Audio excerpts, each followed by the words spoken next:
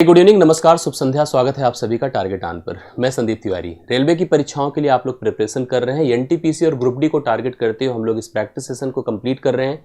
2 classes आपकी हो चुकी हैं। आज यह तीसरा दिन है जहां पर हम मिसलेनियस सवालों के एक बहुत ही महत्वपूर्ण सेट को हल करेंगे, जो कि सभी उन परीक्षाओं को जो कि रेलवे कराता है इस स्तर की, उनके प्रश्नों के कम्बिनेशन से, उनके पैटर्न पर, उनके नेचर से ही सब कुछ मिला जुला कर बनाया गया है। रियली ये बहुत इंपॉर्टेंट पार्ट है, रियली ये बहुत इंपॉर्टेंट सेशन है। आप सभी लोग इस सेशन को अच्छे से पढ़ें, देखें, समझें और अपनी उपयोगिता के हिसाब से इसका नोट्स बनाएं, कंटेंट तैयार करें और प्रैक्टिस करें। रेगुलर बने रहने के लिए आप डिस्क्रिप्शन में दिए गए टेलीग्राम ग्रुप को ज्वाइन करें, जिससे कि हम आपको नोट्स और पीडीएफ प्रोवाइड करते रहें। नए हैं चैनल पर तो सब्सक्राइब किए रहें, जिससे कि कनेक्टिविटी हमारी आपकी बनी रहे। अच्छा लगे तो वीडियो को लाइक और शेयर जरूर करते रहें, जिससे मेरा भी मोटिवेशन बना रहे। मैं आपको देर ना करते हुए सवाल पर लेकर चलता हूं। प्रत्येक सवाल को हल करिएगा मेरे साथ, कमेंट करिएगा। अगर आ रहा है, नहीं आ रहा है, कन्फ्यूजन है तो जरूर लिखिएगा। हम उसी हिसाब से आपको आंसर देते चलेंगे, आपकी प्रॉब्लम को हल करते चलेंगे। पहले सवाल पर मैं आपको लेके चलता हूँ। एक अलजेब्रिक सवाल है और अलजेब्रा के इस पैटर्न को दिमाग में जरूर रख लें। आपको पैटर्न दिया है, जैसे अगर आप सवाल को देखिए तो a प्लस बी का होल वर्ग है, a माइनस बी का होल वर्ग है, माइनस आपको बीच में लिख कर दे रहा है, यहाँ पर a इंटू बी है। तो मैं आपके लिए इसको लेकर के एक पैटर्न लिखता हूँ। a प्लस बी का होल स्क्वायर माइनस अगर a माइनस बी का होल स्क्वायर है तो इसका मान होता है 4ab।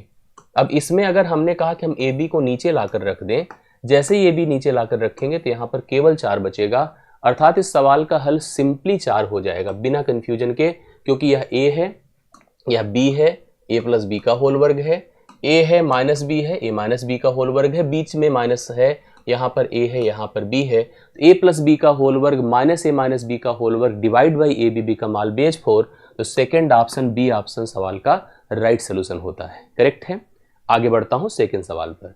वह सबसे छोटी संख्या ज्ञात कीजिए जिसे 20,000 में जोड़ने पर वह संख्या 12 से कटे, वह संख्या 15 से कटे, वह संख्या 25 से कटे। सबसे मिनिमम जोड़ना है जिससे 12 से कटे, 15 से कटे, 20 से कटे। अब 12 का पहाड़ा तो चलो आता है, 15 का भी आता है, 25 का भी बाय डिफॉल्ट आता ही है। हम सोचे क्या इसमें जोड़ दे मिनिमम। जैसे सबसे छोटा कौन है, 150 है। अगर मैंने 100 को जोड़ा तो 100 जोड़ने के बाद यहाँ पर 0 0 1 0 2 होगा। आइए देखते हैं, बात करते हैं, समझते हैं। सबसे इंपॉर्टेंट चीज, कोई चीज 12 से तभी कटती है जब 4 से कटती है और 3 से कटती है। 4 से कोई तभी कटता है जब उसके अंतिम 2 अंक 4 से कटते हैं, कट रहा है। 3 से कोई संख्या तभी कटती है जब उसके सभी अंकों का जोड़ 3 से कटता है, कट रहा है। 15 में भी सेम प्रोसेस, 5 से कटे, 3 से कटे। 5 से कोई तभी कटता है जब अंत में 0 हो या 5 हो, कट रहा है। 3 से ऑलरेडी कट चुका है, 25 से भी यह नंबर कट जाएगा। बिना कंफ्यूजन के डी ऑप्शन लगाएं, सवाल का राइट सोल्यूशन पाएं। एक करेक्ट आंसर आपका 100 है, ज्यादा इधर उधर नहीं। ऑप्शन ओरिएंटेड इस तरह के सवालों को लॉजिक से, जानकारी से आप उत्तर दे सकते हैं। अगले सवाल पर चलता हूं। अलजेब्रिक ए भी है, a प्लस 1/a बराबर आपको -30 दिया है। ध्यान से देखिएगा, आपसे कह रहा है कि a cube plus 1/a cube का मान बताएं क्या होगा। इसके लिए हमें क्यूबिक ऑन बोथ साइड करना होगा।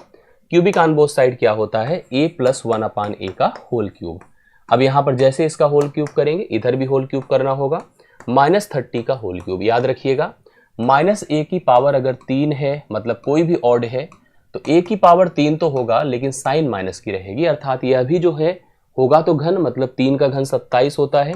0 1 है तो 3 होगा, लेकिन साइन किसकी रहेगी बताएं, माइनस की रहेगी। ये तो चलो -27,000 आपके सामने है।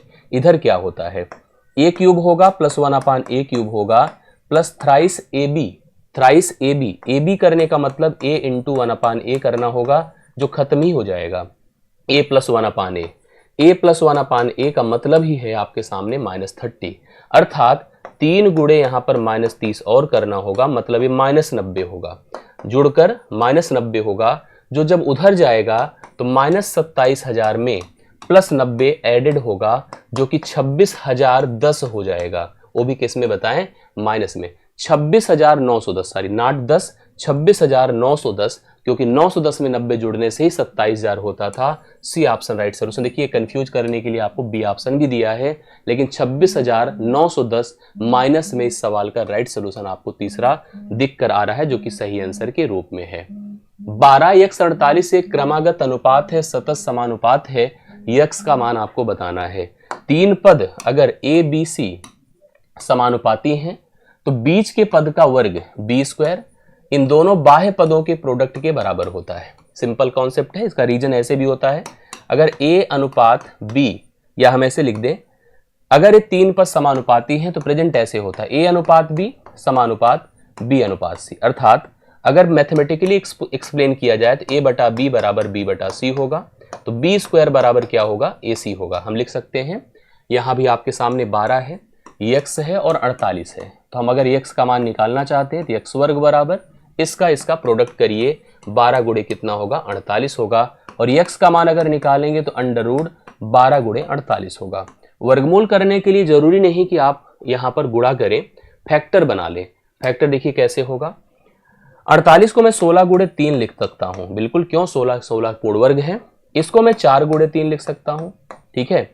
अब इससे फायदा क्या होगा, देखिए 4 3 12, यहाँ पर 16 का वर्गमूल 4 हो गया, 3 3 से एक 3 आ जाएगा, और 4 का वर्गमूल 2 होगा, 4 दूना 8 3 कितना हो जाएगा, 24। अर्थात उस वैल्यू जो हम लोग बीच में देख रहे हैं x के रूप में, दिस बिकम 24। राइट सोल्यूशन इसका 24 होगा। करेक्ट आंसर आप लोग लिख सकते हैं, सही उत्तर है। अगले सवाल पर लेकर चलता हूं। मिस्टर मर्थी जी हैं, एक योजना में 16,000 का निवेश करते हैं, लगाते हैं। वह जब वयस्क होते हैं उन्हें कितना मिलेगा यदि वह इसे 9 महीने के लिए प्रतिवर्ष 20% चक्रवृद्धि ब्याज की दर से निवेश किया था। समझिएगा, 20% प्रतिवर्ष। अब यहां पर एक चीज आपको दिमाग में रखना होगा, जो कंफ्यूजन है यहां इस सवाल में, 9 महीने तक के लिए निवेश किया था और दर थी 20%।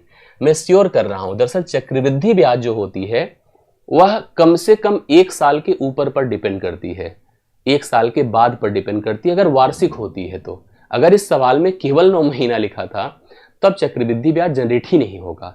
हो सकता है तब जब कन्वर्जन हर तिमाही हो, हर छमाही हो। इस सवाल में यहां पर ब्याज को तिमाही ज्ञात करने की बात करना चाहिए। ब्याज कैसे तिमाही ज्ञात करा जाए, इस पर बात करनी चाहिए, ठीक है, जब ब्याज तिमाही ज्ञात हो।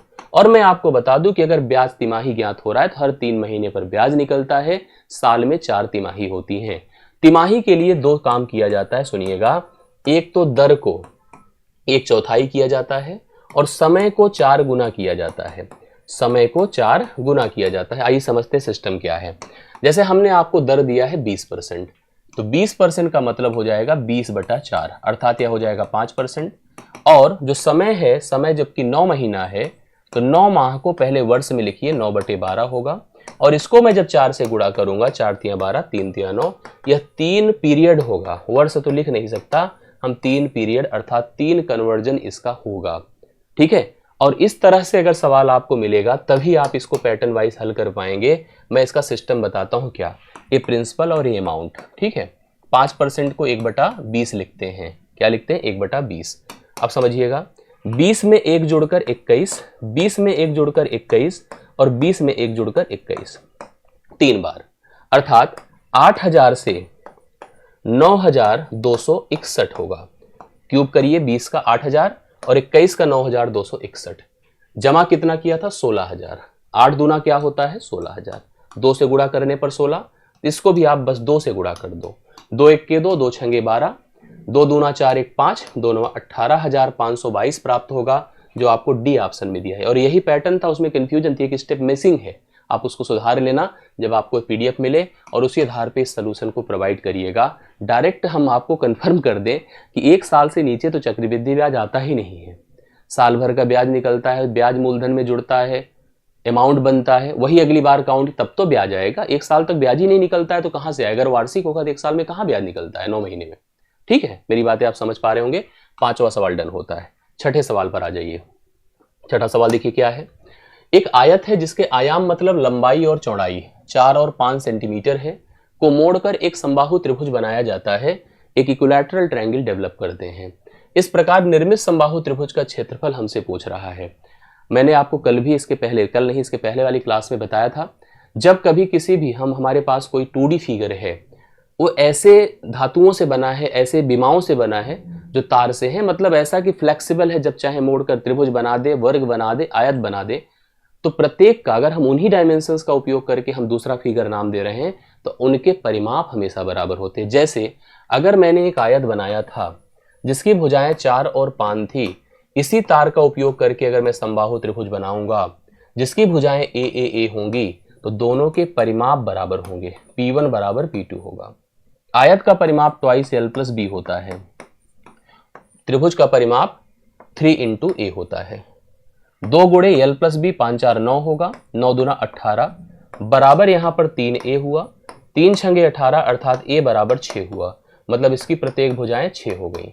समबाहु त्रिभुज की प्रत्येक भुजाएं 6 हो गई। अब ऐसे में हमसे समबाहु त्रिभुज का क्षेत्रफल पूछ रहा है। आप सबको पता है ना समबाहु त्रिभुज का क्षेत्रफल √3/4a वर्ग होता है, √3/4a वर्ग होता है। √3/4a का मान कितना है बताएं, 6 है, तो 6 गुणे 6 कर दें। 2 दूना, या ऐसे देखिए 6 चाह के 36, 4 9 36, 9√3 होगा। इसका जो क्षेत्रफल होगा समबाहु त्रिभुज का 9√3 सेंटीमीटर स्क्वायर होगा, जो आपको पहले ऑप्शन में दिया है। छठे सवाल का करेक्ट हल, करेक्ट आंसर आपके सामने है। सभी लोग ध्यान से उतार लें और क्लियर कर लें कि आपको कंफर्म हुआ कि नहीं हुआ। अगले सवाल पर लेकर चलता हूं। ये सवाल पूछा गया सवाल है ये, लेकिन स्टैंडर्ड है। वह अनुपात ज्ञात कीजिए जिसमें जो रेखा है 4x + y = 13, एक हमारे पास स्ट्रेट लाइन है। कोऑर्डिनेट का बहुत शानदार सवाल है। आपको लगता है कि मैं ग्रुप डी की प्रिपरेशन कर रहा हूं एनटीपीसी की, लेकिन यह सवाल पूछा जाता है कोऑर्डिनेट का, त्रिकोणमिति का, सांख्यिकी का, अलजेब्रा का। ये सब सेगमेंट बहुत महत्वपूर्ण है रेलवे की एग्जाम्स में। एक रेखाखंड है 4x + y = 13, 2 बिंदु है 1 6 और 6 1 को जोड़ने वाले रेखाखंड को विभाजित करती है। किस अनुपात में करती है ये मान आपको बताना है।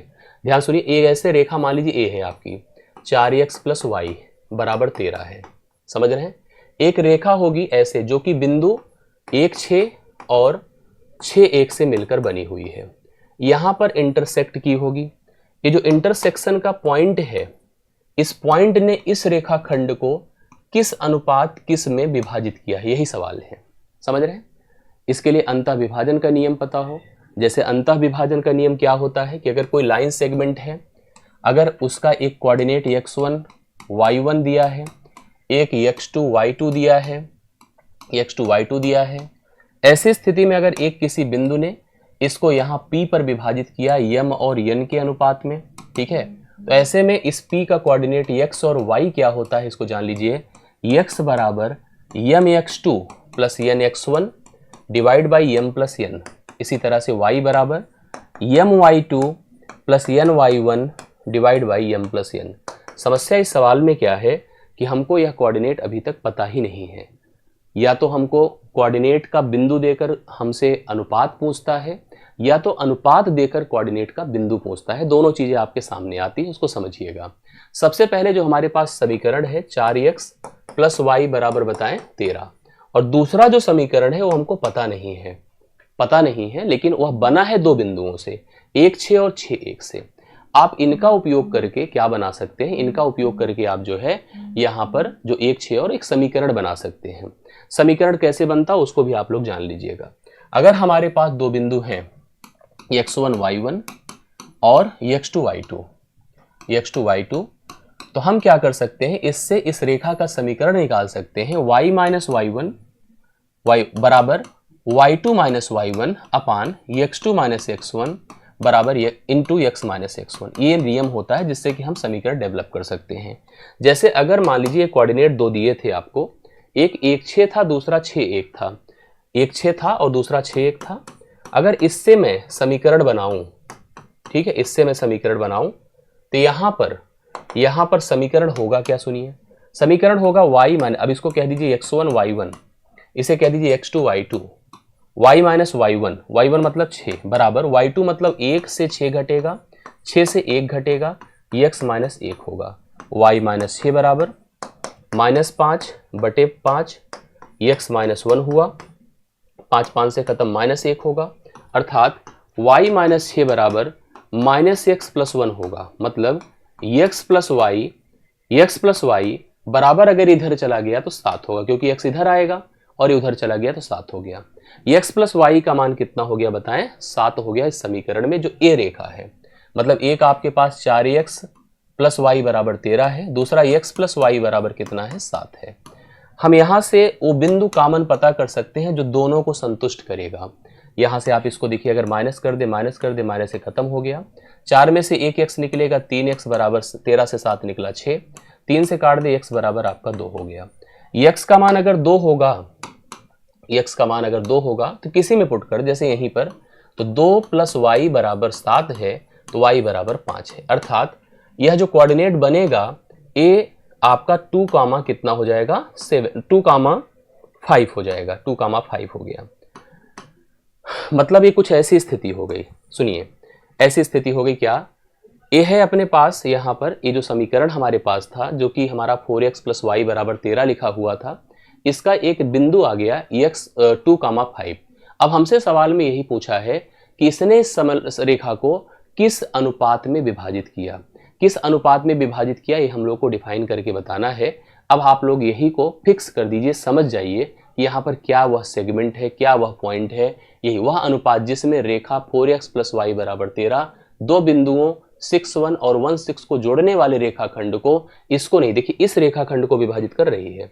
6, 1 और 1, 6 को जोड़ने वाले रेखाखंड को विभाजित कर रही है। हमने ऐसी केस में माना कि यह अनुपात के अनुपाते 1 है, इसको m मान लीजिए, इसको n मान लीजिए। यह बिंदु कितना आ चुका है, 2 कामा 5, ठीक है, 2 कामा 5। नियम से चलिए तो इसको आप x मानेंगे, इसे आप y मानेंगे। यह आपका x1 है, y1 है, यह आपका x2 है, y2 है। लिखिए यहाँ पर नियम से चलिए, अगर लिख दे x मतलब 2, x मतलब क्या लिखा, 2 बराबर m की जगह लिखिए k, x1 m x2 मतलब 1 प्लस n मतलब 1, x1 मतलब 6 बटे m प्लस n मतलब k प्लस 1। यहीं से सॉल्व हो जाएगा। जैसे इसको उधर ले जाइए तो 2k प्लस 2 हो गया बराबर k प्लस 6 हो गया, इसको उधर कर दे, k हो जाएगा बराबर 4 हो जाएगा। k का मान कितना हो जाएगा, 4। अगर k का मान यहाँ से 4 हो गया तो 4 और 1 यहाँ पर रेशियो बनेगा, और इसी को उल्टा करके हम लोग सेट कर लेंगे तो 1:4 यहाँ पर इस सवाल के लिए राइट सोल्यूशन हो जाएगा। 1:4 उल्टा करके देख लीजिए। बाकी जैसे हमने जब बनाया था, देखिए आपको ऐसे लिखा होगा, 1, 6 पहले लिखा था, जबकि यहाँ पर 6, 1 लिखा, इसी वजह से उल्टा आ रहा है। बाकी अब आप उसी तरह से करेंगे तो आपका 1:4 यहाँ सेट हो जाएगा, जो कि आपको डी ऑप्शन में दिया गया है। शानदार सवाल है, बड़ा है, देख लीजिएगा, क्योंकि कोऑर्डिनेट बहुत जरूरी है, आपको पढ़ना, स्तरीय पढ़ने की जरूरत है, सामान्य पढ़ने से काम भी नहीं चलेगा। अगले सवाल पर आइए, जो 8वां है, देखिए क्या है। 8वें सवाल पर पहुंचते हैं कि यदि किसी भिन्न संख्या के अंश और हर दोनों में 3 जोड़ा जाता है, अंश तथा हर दोनों में 3 जोड़ा जाता है, तो उसका मान 10/11 हो जाता है। अंश तथा हर दोनों में 3 जोड़ने पर 10/11 होता है। यदि अंश तथा हर दोनों से 4 घटाया जाता है तो उसका मान 3/4 हो जाता है, 3/4 हो जाता है। उस भिन्न संख्या का मान पूछ रहा है, क्या हो जाएगा रियली में। ऐसे में हमको कोई नियम नहीं लगाना है, ऑप्शन पर जाना है। जैसे मैं 7/8 ले लूं, पहली कंडीशन में अगर दोनों में मैं 3 जोड़ दूं, 3 जोड़ दीजिए, 3 जोड़ दीजिए, तो भाई 10 होगा, 11 होगा, 10/11 मैच भी कर रहा है। और उसी 7/8 में अगर मैं 4 घटा दूं, 4 घटा दूं, 4 घटा दूं, तो 3/4 हो जाए, तो मैच कर रहा है। तो बिना डाउट के हम पहला ऑप्शन लगाएं, क्या फायदा इधर उधर के मेथड और स्टेटमेंट बनाने की। तो 8वें सवाल, जैसे ऐसे होता है पेपर में, कोई एक सवाल जैसे पिछला था, लॉन्ग आ गया, बड़ा हो गया, कोई ऐसे ओरल भी हो जाता है, कोई थोड़ा समय लेता है। पेपर होता है, पेपर में एक रूपता हो ही नहीं सकती है, पेपर में वैरायटी होती है, पेपर में वेरिएशन आपको हमेशा देखने को मिलेगा। इसलिए हमेशा paper easy to moderate, moderate to tough, varieties of the questions develop होते हैं, डिजाइन होते हैं, तो आपको उसको फॉलो करना चाहिए। अगले सवाल पर चलिए। 1755 में किताबों का एक सेट बेचकर विक्रेता को 22% की हानि हुई। जब उसने 1755 में किताबों का सेट बेचा तो उसे 22% का नुकसान हुआ। अगर वह 6% का लाभ अर्जित करना चाहता है तो विक्रय मूल्य क्या होगा, ये बताना है। हमेशा लागत 100% होती है, 22% की हानि, 22% की जो हानि होगी वह उसको पहुंचा देगा 88 पे, 88 पे नहीं, 78 पे, 78% पे। 78% का मान दिया है 1755। क्यों ऐसा? क्योंकि उसने 22% के लाभ पर बेचा था, हानि पर भी। अब हम 6% का लाभ कमाना चाहते हैं तो 106% में बेचना चाहते हैं, 106। अब इसी का मान हमको कैलकुलेट करके बताना क्या होगा। आइए, 13 से कटेगा पक्का, 13 छंगे 78 होता है, देख पा रहे हैं आप लोग। 13 के 13, 4 होगा ना, 4 और 5, 13 3 39, 6, 13 25 65, सही है। ये कट भी रहा देगा 5, 3 से, 3 दूना 6 होता है, 3 चौके 12, 3 25 15, 2 से इसको काट दीजिए, 53 हो जाएगा। 53 गुणे 45 कर दीजिए। 53 गुणे 45, 45 तिया 135, हासिल 13 होता है। 45 पंचे 225, 45 पंचे आपका 225 होगा। 13 जोड़ देने पर 25 13 38 हो जाएगा। ठीक है, ये देखिए 2385, 2385 बी ऑप्शन इस सवाल के लिए राइट सोल्यूशन होगा। आप सभी लोग नोट कर लीजिएगा। 9वें सवाल का करेक्ट हल आपके सामने बी ऑप्शन में अवेलेबल है। नोट करिए, पॉइंट करिए और अगले सवाल पर मेरे साथ बढ़ चलिए। 10वां नंबर देखिए क्या है। x और y की वर्तमान आयु का अनुपात 3 और 4 का है। x और y 3 और 4 के अनुपात में इस समय है, उनकी उम्र है। 5 साल पहले उनकी आयु का अनुपात 5 और 7 का था। जैसे इस समय जो, ये बहुत बढ़िया सवाल होता है, बहुत लोगों से कनेक्ट करता है, लाभ हानि से कनेक्ट करता है।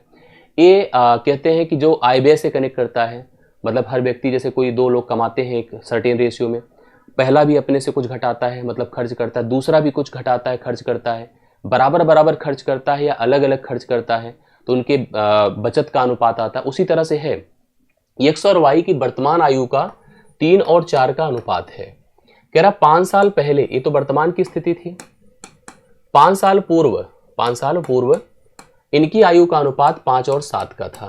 देखिए जो परिवर्तन है, जो कमी है, 5 दोनों की है, इसमें भी 5 की कमी है और इसमें भी 5 की कमी है, मतलब कमी दोनों में बराबर है। अगर कमी दोनों में बराबर है तो क्या इनके अनुपात का डिफरेंस सेम है? नहीं है। यहां 5 से 3 है, यहां 7 से 4 है, नहीं है, जिसको करना पड़ेगा आपको, तब जाकर के हम जो उम्र पूछा है वर्तमान की निकाल पाएंगे, क्योंकि दोनों ने अपनी अपनी उम्रों से 5 घटाया है, 5 घटाया है दोनों ने। तो दोनों को क्या करना होगा, उनके अनुपाती डिफरेंस को सेम बनाना होगा। कैसे बन पाएगा सुनिएगा। इसका डिफरेंस बताएं क्या है, 1 है, इसका डिफरेंस क्या है, 2 है। ये डिफरेंसेस सेम होते हैं, इसको आप 2 से गुणा कर दो, उसको आप 1 से कर दो, तो 1 से करने पर कोई फर्क नहीं आएगा, बट 2 से करने से या 6 हो जाएगा या 8 हो जाएगा। तो 5 से 6 हुआ मतलब 1 बढ़ा, 7 से 8 हुआ मतलब 1 बढ़ा, तो अंतर कितने का बनकर आया, 1, बराबर क्या कर दे 5। किसकी उम्र पूछा है, y की, कब की, वर्तमान की, अनुपात में क्या बन रहा है 8, तो 8 पंचे 40 होगा, 8 पंचे 40 होगा। वर्तमान में y की उम्र कितनी है बताएं, 40 साल है। अगर a का पूछता तो 6 था, 6 से करते मल्टीप्लाई तो 6 पंचे 30 होता, तो जो पूछता उसी हिसाब से हम आंसर बना लेते बहुत ही आसानी से। अगर आप चाहो तो ट्रेडिशनल भी हल कर सकते हैं, फिलहाल ऐसे करिए जैसे मैंने आपको समझाया है। हम बढ़ते हैं 11 पर, ध्यान से देखिएगा। एक मूलधन जब प्रतिवर्ष 20% की साधारण ब्याज पर निवेश किया जाता है तो 3 वर्षों के बाद उसका मिश्रधन 2160 रुपए हो जाता है। 3 साल बाद वो बढ़ करके 2160 हो जाता है। एक वर्ष में समान दर पर समान मूलधन पर साधारण ब्याज क्या होगा? बढ़िया तो है, सिंपल सवाल। देखिए मूलधन, यहां पर कोई पैसा था जो जमा किया गया था, ब्याज की जो दर थी वो थी 20% पर एनम। कह रहा है 20% पर एनम के हिसाब से 3 साल तक किसी पैसे का निवेश किया गया और इसके बाद जो धन हमको प्राप्त हुआ अमाउंट वह 2160 मिला, 2160 मिला। एक वर्ष में समान दर पर समान मूलधन पर साधारण ब्याज क्या होगा 1 साल का? आइए, ये जो हम देख रहे हैं कि 20% हमको जो मिला है 3 साल में, अगर हम इसको मिला दें तो कितना हो जाएगा 60% 3 साल में। करेक्ट है, 3 साल में 60% का मतलब क्या होता है, 20 तिया 60, 20 पंचे 100। हमसे क्या पूछा है, साधारण ब्याज पूछा है, इसलिए साधारण ब्याज। देखिए इसका अर्थ क्या हुआ कि 5 जमा किया था, 3 साल में 3 रुपए का ब्याज मिलेगा, तो अमाउंट कितना हो जाएगा 8। ये आपने जमा किया था, ये ब्याज मिला और ये आपका अमाउंट हुआ। इस 8 का मान किसके बराबर है, 2160 के। 1 का मान किसके, 8 दूना 16, 8 दूना 16, 16 5, 8 सते 56, 270 रुपए।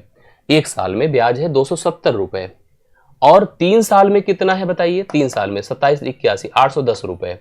ये 3 साल का ब्याज है और 1 साल का, भाई ऐसे मत कर, देखिए 3 साल का ब्याज 810 है तो 1 साल का ब्याज कितना है बताइए, 1 साल का ब्याज 270 ही तो है। ओरल हो जा रहा है कि नहीं हो रहा है? तो आपको 3 साल का ब्याज 810 मिला है। मूलधन पूछता तो मूलधन 5 का मान निकाल देते, इसी 270 में 5 का गुणा कर देते, मूलधन आ जाता। 3 साल का ब्याज 810 है, हमको तो 1 साल का निकालना था, तो 1 साल का मतलब 3 से भाग कर दो, या डायरेक्ट पहले ही निकल चुका था, 3 को निकालने की जरूरत ही नहीं थी।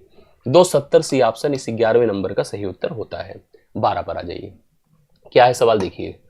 किसी गोलाकार कक्ष में पक्का फर्श लगाना है, गोलाकार कक्ष है। गोलाकार कक्ष मतलब स्पेरिकल है, गोला जैसे होता है, या सर्कल आप समझिएगा। अब स्पेरिकल कहाँ से बनेगा, 3D थोड़ी है, सर्कल है। पक्का फर्श लगाने का जो रेट है 10 रुपये प्रति वर्ग मीटर की दर से 1540। जैसे आप अगर मार्बल वार्बल लगवाइए फर्श पे तो रेट बताता है, जो मैकेनिक होता है वो कहता है कि इतने रुपए प्रति मीटर वर्ग मीटर की दर से लगाएंगे। हमने कहा अच्छा बताओ कुल खर्चा कितना आएगा। उसने कहा सर 1580 आया, 1540 आया। मैंने पूछा रेट क्या था, कहा जो आपका एरिया है उसी के हिसाब से जोड़ के बताया हूँ।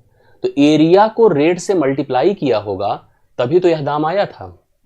मतलब इस कुल दाम को अगर हम उस रेट से भाग कर दें तो एरिया पता चल जाएगी किसकी, उस वर्गाकार उस गोलाकार जो कक्ष था उसका जो एरिया होगा वो जो पाई आर वर्ग होगा वह क्या हो जाएगा पता है, कुल कितना पैसा लगा है और क्या रेट था।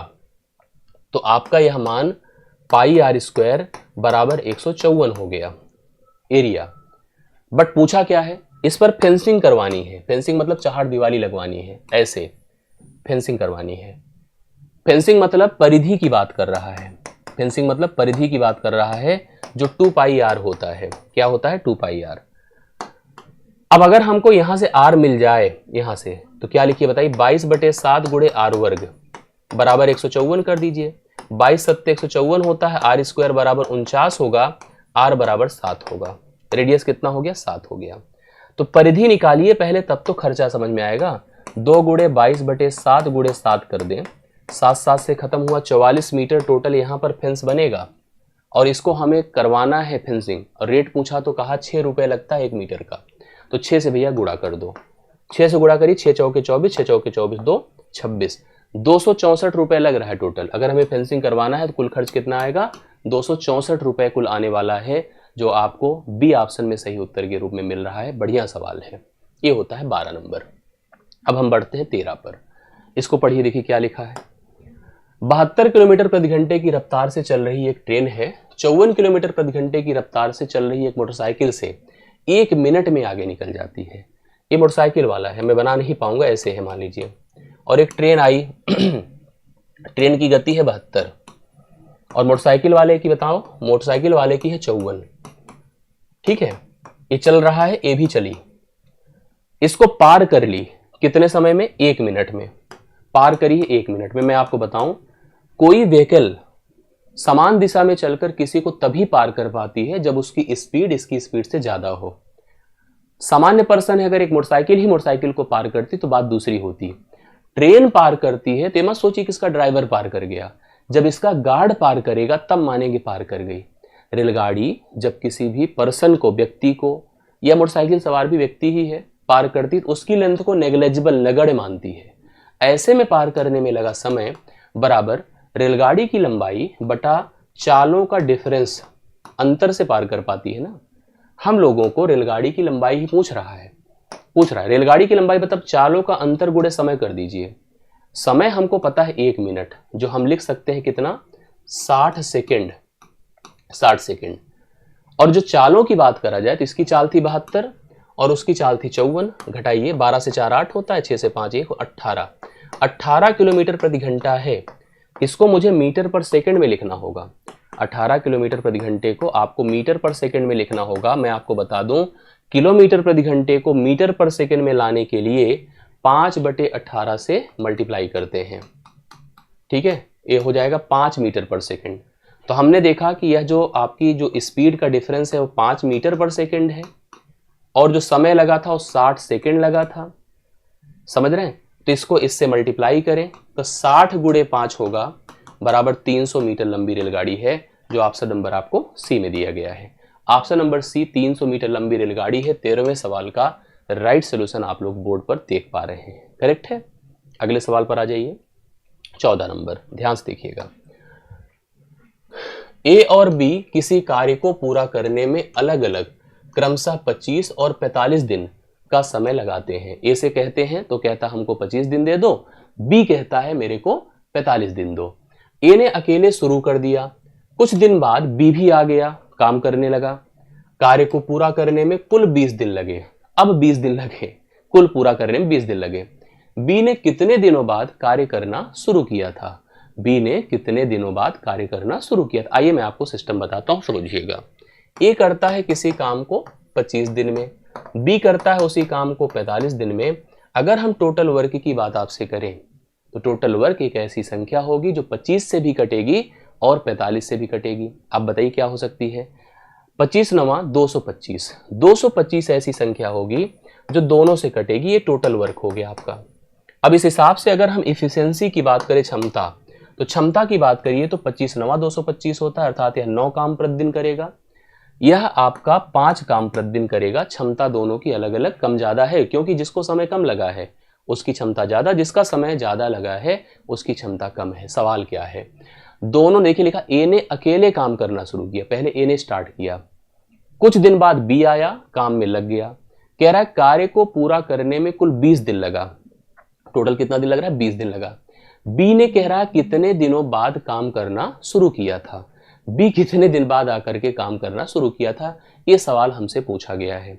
अब आप एक बात बताइए, इसने हमसे कहा कि यहाँ पर दोनों ने, जैसे इसने कार्य को पूरा करने में कितना समय लगता है? 20 दिन। इसमें स्थिति है कि ए ने कुछ दिन तक अकेले ही काम किया था और उसके कुछ दिनों के बाद बी आकर के कार्य में जुट गया था। अब हमसे कह रहा है, इसका मतलब देखिए, हम ए और बी की बात करें तो ए और बी ने मिलकर कुछ दिनों तक काम किया है, ठीक है, और ए ने अकेले कुछ दिनों तक काम किया है। सवाल की स्थिति है। अब हम लोगों से जैसे कहा है कि कार्य को पूरा करने के में कुल 20 दिन का वक्त लगता है, तो बी कितने दिनों बाद कार्य को करने आता है, शामिल हो जाता है, ये हमको बताना है। अब इसको देखिए कैसे हम डिसाइड कर सकते हैं, दो प्रकार से सवाल को हल कर सकते हैं। जैसे देखिए, ये हमारा कुल 20 दिन का वक्त है, 20 दिन का हमने कहा। अब अगर हम ध्यान से देखिएगा, हम दो प्रकार से सवाल को हल करवा देते हैं। अगर 20 दिन का वक्त है, मान लीजिए इसने n दिन अकेले किया था, या 20 माइनस n दिन तक अकेले दोनों मिलकर किए होंगे। यह जब अकेले किया था तो कितने काम से क्षमता क्या होती थी? 9। और जब यह मिलकर करते हैं तो इनकी क्षमता क्या होती है? 14। और टोटल वर्क कितना है अपने पास? वहां पर लिखा है, समझिएगा। इसको लिख सकते हैं 9n प्लस यहाँ पर 14 दूना 28, 280 माइनस 14n बराबर आप लिख सकते हैं कितना? 225 ना। टोटल वर्क 225 है। इसमें से इसको घटा दें तो ये माइनस आपका कितना हो जाएगा बताइए? 9 5 14 माइनस 5n बराबर, अगर हम उसको उधर भेज देते हैं, 10 से 5 5, 7 से 2 5 होता है, माइनस में ही होगा। माइनस n बराबर कितना हुआ? 11।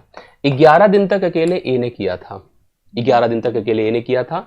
सवाल में कहा है हमसे कि बी ने कितने दिन बाद, वही 11 दिन बाद शामिल हुआ होगा, वही 11 दिन बाद वह शामिल हुआ होगा, कार्य में जुटा होगा। ऑप्शन से भी सवाल डिसाइड कर सकते हैं। ये भी सोच सकते हैं कि ए ने अकेले कितने दिन तक काम किया, दोनों ने मिलकर कितने दिन तक काम किया। जैसे अगर आप सोचो दोनों मिलकर कितने दिन तक काम कर सकते हैं, ये सोचा जा सकता है, उसी हिसाब से निर्धारित किया जा सकता है। 14 नंबर डन होता है। लास्ट सवाल हम लोग करने चल रहे हैं 15वां। चलिए, बेलनाकार छड़ है का जो बाह्य वक्र पृष्ठीय क्षेत्रफल है, बेलनाकार छड़ है, बाह्य वक्र पृष्ठीय क्षेत्रफल 4500 वर्ग सेंटीमीटर स्क्वायर है।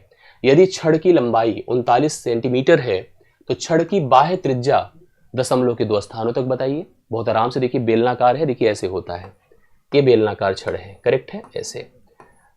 अब यहां पर ए इसकी रेडियस है ए, और ए इसकी क्या है बताएं? हाइट है। वक्र पृष्ठ होता है 2 पाई आर एच, 2 पाई आर एच, जिसमें ये बेस दोनों ऊपर वाले और नीचे वाले शामिल नहीं होते। जो सतह होती है, जैसे पेन है ना, ये जो सरफेस होता है ये बाह्य वक्र पृष्ठ होता है, यही लिखा होगा वक्र पृष्ठीय क्षेत्रफल। 2 पाई आर एच होता है। 2 पाई आर एच का मान आप लोगों को कितना दिया है बताएं? 4500 दिया हुआ है। कितना दिया है? 2 पाई आर एच का मान 4500 दिया हुआ है सेंटीमीटर स्क्वायर। हम लोग को इसमें इसकी लंबाई मतलब ये हाइट दिया हुआ है जो कि 39 है। हमको निकालना क्या है? इसकी रेडियस, जो कि आपको यहाँ पर अननोन के रूप में दिख रही। 2 गुणे आप क्या करिए? 22/7 गुणे आर नहीं पता है और हाइट को हमने 39 कर दिया, बराबर हमारे सामने 4500 है। कैलकुलेट करिए, रेडियस अपने आप यहीं से हल होता दिख जाएगा। आइए देखिए हल करते हैं। जो भी पॉसिबिलिटी बनती है थोड़ा सा कटने पिटने में प्रयास करना पड़ेगा, क्योंकि डेसिमल के दशमलव के 2 स्थानों तक पहुंच रहा है। कई सारे पद हैं जो कि कैंसिल होने की कंडीशन में नहीं आ रहे हैं, आप देख पा रहे हैं। 2 से काटे 11 बार होता है, आप देखिए 2 से काटिए 11 बार होता है। 2 दूना 4 होता है, 2 दूना 4, 2 पंचे 10, 2250 होता है। 2 से और एक बार इसको हम डिवाइड करते हैं, 2 1 2 1, 2 दूना 4, 2 पंचे 10। 7 से गुणा होगा और 11 गुणे 39 से भाग होगा। 7 से गुणा करके देखिए, 7 पचे 35, ठीक है, 7 पचे 35, क्योंकि कटने का सिस्टम ही नहीं बन रहा है। 7 पचे 35, 7 दूना 14, 3 17 की 7 हासिल 1, 7 1 के साथ 1 8 होता है, 7 1 के साथ 7875 है। भागे किससे करना है हमको? 11 9 99, 11 3 33, 33 9 42, 429 से 429 से हमको इसको भाग देना है। प्रॉपर देकर देखिए, 429 से मैंने 7875 को भाग किया, हमारा जाएगा। पहली चीज देखिए, अगर हम इसको डिवाइड करते तो एक बार जाएगा। 429 मैंने कर दिया। 17 से 9 8 होता है, 7 से 2 5 होता है और 7 से 4 3 होता है। यहाँ पर मैंने 5 कर दिया। 8 बार ले जा सकते हैं। 8 8 9 72 होता है, कैरी हमारे पास 7 है। 8 दूना 16, 7 23 होता है, 3 हासिल 2 होता है। 8 चौके 32, 2 कितना होता है? 34 होता है। 5 से 2 3, 8 से 3 5, 5 से 4 1 होता है। दशमलव लगा दें, एक जीरो बढ़ जाएगा। यही अब ध्यान देना। अब कितना जा सकता है? 3 बार। अगर हम 3 बार लेकर गए हैं, 3 बार, 3 9 27 की 7 हासिल 2, 3 दूना 6, 6 2 8 होता है, 3 चौके 12। अब यहाँ ध्यान दीजिएगा, 10 से 7 3 होता है, 12 से 8 4 होता है, 5 से 2 3, एक जीरो अपने आप बढ़ेगा, एक जीरो अपने आप बढ़ेगा और यह 4 बार जाएगा मेरे ख्याल से। 4 7 28, अब जो भी जाएगा फिलहाल इसके लिए राइट सोल्यूशन के रूप में आपका 18.36 माना जाएगा, जो कि आपको पहले ऑप्शन में दिया है। तो 15वें सवाल का पहला ऑप्शन है कैलकुलेशंस था, थोड़ा डिफरेंस था और ऐसे सवाल दे देता जहां हमको लगता है कि बहुत आसानी से आना चाहिए, वहां पर कैलकुलेशन आपको थोड़ा टफ कर देता है। आज के सेशन का अंतिम सवाल था, आशा करता हूं समझ में आया होगा। मैं फिर से आपसे कहूंगा, अच्छा लगा तो लाइक शेयर मेरे लिए करिएगा। डिस्क्रिप्शन में टेलीग्राम ग्रुप है, ज्वाइन किए रहिएगा तो आपको पीडीएफ मिल जाएगा, कंटेंट आपका रेगुलर रहेगा और इस हिसाब से आप अपनी कनेक्टिविटी बनाइए। फीडबैक जरूर दीजिए, जरूर बताइए क्या कर रहे हैं, कैसे कर रहे हैं, समझ में आ रही बात है कि नहीं आ रही है। जहां जिस प्रश्न में कन्फ्यूजन हो लिखिए जरूर, यही से सब समझ में आता है, यही से कनेक्टिविटी बनती है। आज के लिए मेरी तरफ से इतना ही, बहुत बहुत धन्यवाद। मिलते हैं नेक्स्ट क्लास में। Thank you so much.